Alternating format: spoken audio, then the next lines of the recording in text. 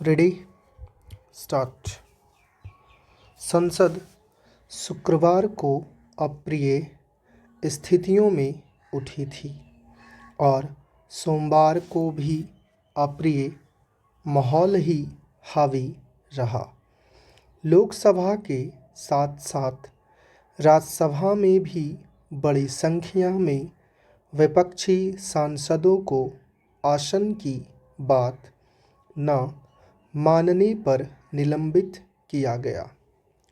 13 दिसंबर को संसद की सुरक्षा में जो चूक हुई थी उसकी गूंज अभी तक संसद में बनी हुई है। हंगामे के बीच ही विधेयक पर्याप्त बहस के बिना पारित हो रहे हैं।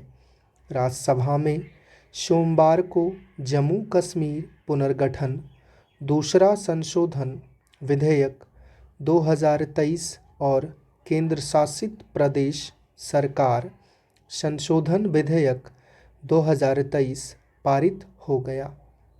कुछ ही दलों के नेताओं ने किसी तरह से चर्चा में भाग लिया।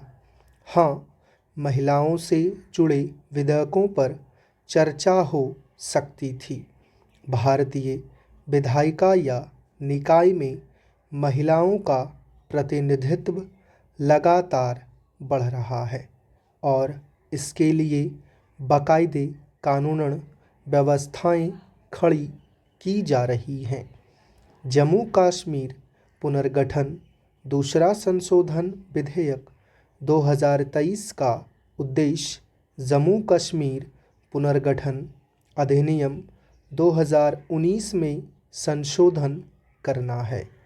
यह केंद्र शासित प्रदेश की विधानसभा में महिलाओं के लिए सीटें आरक्षित करने का प्रावधान पेश करता है। अनुच्छेद 14 के तहत 1/3 सीटें अनुसूचित जाति या अनुसूचित जनजाति की महिलाओं के लिए आरक्षित हो जाएंगी। कश्मीर की विधानसभा में भी बड़ी संख्या में महिलाओं का पहुंचना जरूरी ही नहीं सुखद भी है, पर जब ऐसे महत्वपूर्ण विधेयक पारित हो रहे थे तब हंगामा क्यों हो रहा था?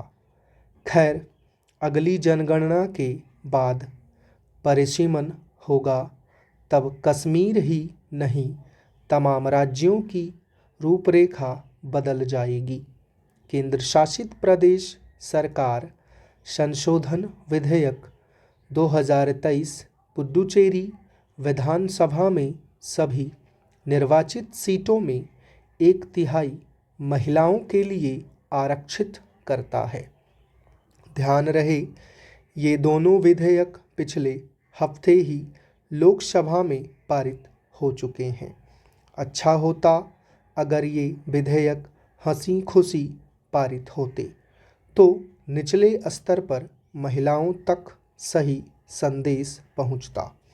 चिंता की बात है कि पिछला सत्र मणिपुर हिंसा की भेंट चढ़ गया था और यह सत्र संसद की सुरक्षा में चूक की वजह से मुश्किल से चल रहा है। शायद संसद में सुरक्षा के साथ खिलवाड़ करने वाले युवा यही चाहते होंगे कि उनकी कारस्तानी की खूब चर्चा हो। संसद में इन दिनों जो चल रहा है वह भारतीय लोकतंत्र का बुरा चाहने वालों के मुफिद है। हमारे सांसदों को यह एहसास होना चाहिए, देश के सामने बहुत से काम पड़े हैं, राजनीति ही सब कुछ नहीं है।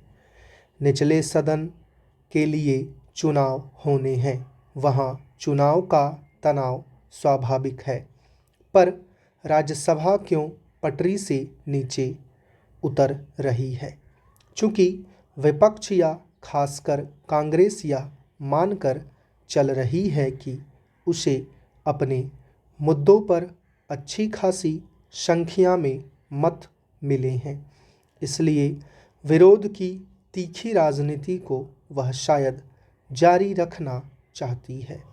पहले केंद्रीय गृह मंत्री में सदन में जवाब मांगा जा रहा था और अब प्रधानमंत्री से भी मांग शुरू हो गई है।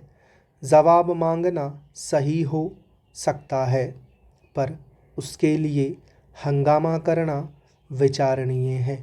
प्रत्यक्ष विपक्ष में मोटे तौर पर 140 सांसद हैं, जबकि करीब 50 सांसद अपेक्षाकृत निष्पक्ष मुद्रा में हैं, जबकि सत्ता पक्ष के पास 325 से ज़्यादा सांसदों का बल है। बीते विधानसभा चुनावों ने भी समीकरण को सत्ता पक्ष की ओर झुका दिया है, पर विपक्ष को संयम के साथ अपनी ताकत का इजहार करना चाहिए। यह अड़ने का समय नहीं है, बीच की राह निकालकर चलने का समय है। स्टॉप।